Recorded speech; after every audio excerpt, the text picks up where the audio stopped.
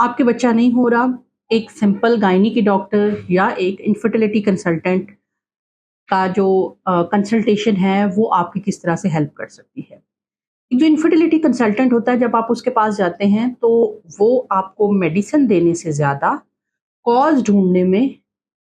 Interested होता है, क्योंकि बेऔलादी कोई बीमारी नहीं है। अलबत्ता बीमारी इसका वजह ज़रूर हो सकती है, लेकिन ये कोई बीमारी नहीं है जिसके लिए फ़ौरन से दवाइयों का एक पलंदा लिख के आपके हवाले कर दिया जाए। अगर आप इनफर्टिलिटी कंसल्टेंट के पास शादी के 2-3 महीनों के बाद जाते हैं तो वो शायद आपको फॉलिक एसिड के अलावा कोई दवाई नहीं देता और वो कहता है कि आप अभी 2-4 महीने और ट्राई करें, आपको प्रेगनेंसी हो जाएगी।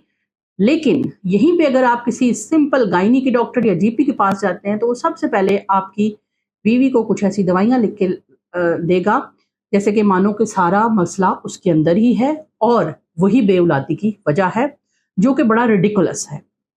एक इनफर्टिलिटी कंसल्टेंट के पास जब एक कपल जाता है तो वो सबसे पहले कपल की असेसमेंट करता है। असेसमेंट के अंदर वो देखता है कि कहाँ प्रॉब्लम है, क्या यूट्रस का साइज नॉर्मल है, क्या एग्स की तादाद पूरी है जितनी उस एज के मुताबिक होनी चाहिए, और क्या वो एग्स डे 14 पे मेच्योर होके रिलीज हो रहे हैं या नहीं, स्पर्म्स की तादाद पूरी है, उनकी एक्टिविटी ठीक है, कहीं बहुत सुस्त तो नहीं है स्पर्म, या उनकी शेप नॉर्मल है या एबनॉर्मल है,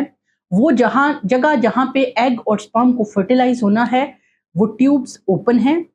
पेल्विस का इंटरनल एनवायरनमेंट पीएच और जो टेम्परेचर है क्या वो उसके अंदर कोई प्रॉब्लम तो नहीं है। अगर सब कुछ ठीक है, मानो आपके ट्यूबें भी खुली हैं, आपके अंडे भी परफेक्ट हैं, आपके स्पर्म्स भी ठीक है, लेकिन अगर आपको पेल्विक इन्फ्लेमेटरी डिजीज है, यानी आपके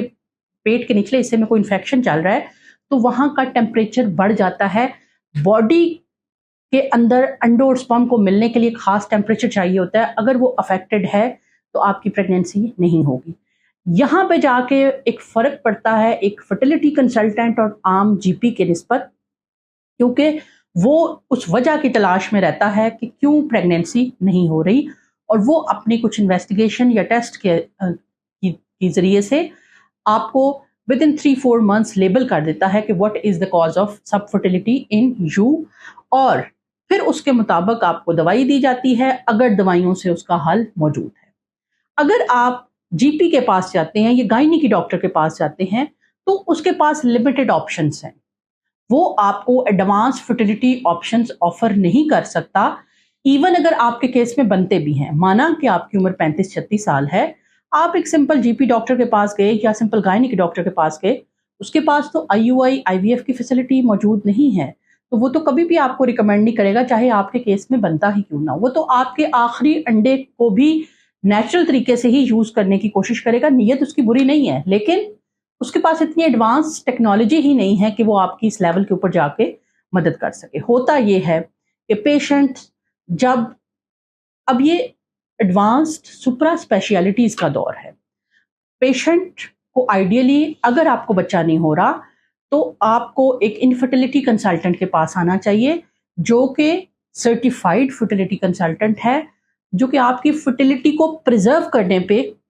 इंपॉर्टेंस रखता है। मेरे हिसाब से एक अच्छा फर्टिलिटी कंसल्टेंट ये वो होता है जो आपकी बच्चा पैदा करने की सलाहियत को सिक्योर करता है और लंबे अरसे तक सिक्योर रखता है, ना कि आपको कुछ ऐसी मेडिसिन दे के 2-4-6 महीने के अंदर, साल के अंदर अंदर आपका फर्टिलिटी पोटेंशियल जीरो कर दे। आप ये चीज समझ जाइए कि अगर आप दोनों मियाँ बीवी इकट्ठे रह रहे हैं, रेगुलर इंटरकोर्स कर रहे हैं, प्रेगनेंसी नहीं हो रही, तो कोई वजह जरूर है,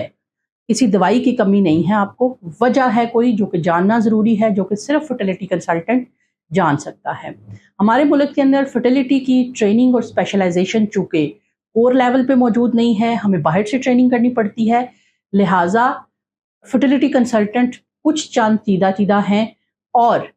लोगों का उन तक रसाई मुश्किल है, इसलिए हमारे यहाँ इनफर्टिलिटी बहुत बैडली मैनेज होती है। एक तो ये जो फर्टिलिटी कंसल्टेंट्स हैं ये छोटे शहरों में मौजूद नहीं हैं, दूसरा जो मौजूद हैं वो प्रॉपर फर्टिलिटी कंसल्टेंट नहीं है, तीसरा वो वेल ट्रेंड नहीं है, चौथा हर लेवल का ट्रीटमेंट मौजूद नहीं है, जिस वजह से हमारे मुल्क के अंदर फर्टिलिटी बहुत बुरे तरीके से मैनेज होती है। तो आपने अपनी फर्टिलिटी का इलाज का ध्यान खुद रखना है, आपने हर दवाई नहीं खानी जो डॉक्टर ने लिखी है, पूछें कि किस चीज़ की दवाई दे रहे हैं, क्या मसला है, मैं तो बिल्कुल ठीक हूँ, चल फिर रहा हूँ, अपने काम कर रहा हूँ, तो मुझे इतनी दवाइयों का प्लंता किस चीज़ का भेजें। If they are multivitamins then it's okay. अगर कोई हार्मोन्स हैं तो रेज़ द क्वेश्चन। मिलते हैं इंशाल्लाह नेक्स्ट किसी वीडियो में।